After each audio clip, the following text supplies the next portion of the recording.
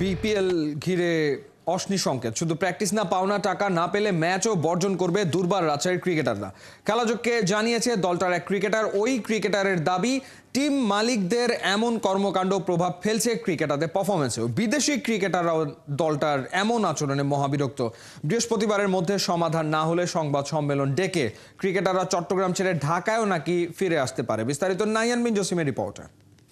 একনল hand wash 100% paraben free, তাই নিরাপদ হাতের জন্য আস্থা রাখুন একনলে।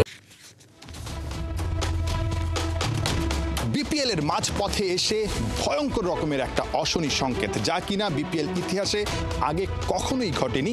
এবার কি তবে সেটাই ঘটতে যাচ্ছে? দুর্বার রাজশাহীর ক্রিকেটাররা অলরেডি তাদের প্র্যাকটিসটা বয়কট করেছে। শঙ্কা জেগেছে, তবে কি প্রথমবারের মতো বিপিএল ইতিহাসে কোনো দল ম্যাচ বয়কট করতে যাচ্ছে, তাও আবার পাওনা ইস্যুতে। একজন ক্রিকেটারের সঙ্গে রাজশাহীর কথা বলার আমরা চেষ্টা করব। নাম পরিচয়টা লুকানো থাকবে, কারণ তিনি আসলে পরিচয়টা আপাতত দিতে চাচ্ছেন না।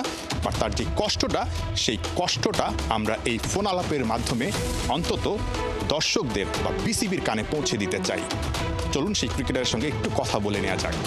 হ্যালো, হয়তোবা এখন মাঠে থাকার কথা ছিল, প্র্যাকটিস বয়কট করে হয়তোবা আপনারা হোটেল রুমে সময় কাটাচ্ছেন। মানে অবস্থাটা আসলে কেমন এখন টিমের? বেসিক্যালি অবস্থা হচ্ছে যে তারা আমাদেরকে কথা দিয়েছিল যে 3 তারিখের মধ্যে পেমেন্ট দিবে।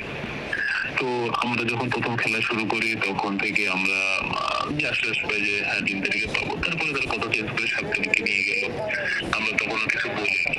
তারপরে যখন আমাদেরকে আমাদের ওনার দপ্তরে নিয়ে বসে বললো যে আমরা 13 তারিখে বা 12 তারিখে আপনাদের ফাইনাল পেমেন্টটা দিয়ে দিব, যে 50% আমাদের দেওয়ার কথা ছিল সেটা দিব। তো আমরা ঠিক আছে ওই দিন পর্যন্ত ঠিক ছিলাম, বাট গতকালকে আবার তারা আমাদের কাছ থেকে ডেট চেঞ্জ করছে এবং জিনিসটা আমাদের পছন্দ হয় নাই। তার কারণ হচ্ছে আমরা কিন্তু এখনো গিয়েও পাইনি। আচ্ছা, এই জায়গাটায় তো আপনাদের দলে যারা বিদেশি ক্রিকেটার আছেন তারাও নিশ্চয়ই অনেক বেশি অনিশ্চয়তায় আছেন। আমার কাছে মনে হয় যে আমরা দেশে যারা আসি তারা বুঝি যে আমাদের দেশের কিছু কিছু মানুষ আছে যারা মানে কিছু কিছু ঠিক থাকতে পারে এমন। কারণ বিদেশিরা কিন্তু আমাদের দেশটা অনুযায়ী ছিলেন, তারা কিন্তু আমাদের বাংলাদেশটা এটা কিন্তু বাংলাদেশের একটা ব্যাড ইম্প্যাক্ট পড়ে যে আমাদের টিম তারা বিদেশ থেকে আসতে খেলতে এখন একটা পেমেন্ট পায় নাই, পেমেন্ট দিয়ে পায় নাই। তো এগুলো তাদের কাছে খুব খারাপ লাগতেছে এবং আমার কাছে কেন জানি মনে হচ্ছে তারা দিন শেষে আমাকে একজন বললো যে অন্য দেশে লিগ খেলতে গেলে এমন হয় না, বাংলাদেশে আসলে এমন হয়। মানে সে আফসোস করে বলতে যে বাংলাদেশে আসবে না। তো এটা একটা খারাপ আমাদের জন্য। একজন ক্রিকেটারের সঙ্গে আসলে কথা বলছিলাম, নাম পরিচয়টা আসলে দিতে চাচ্ছি না এই মুহূর্তে।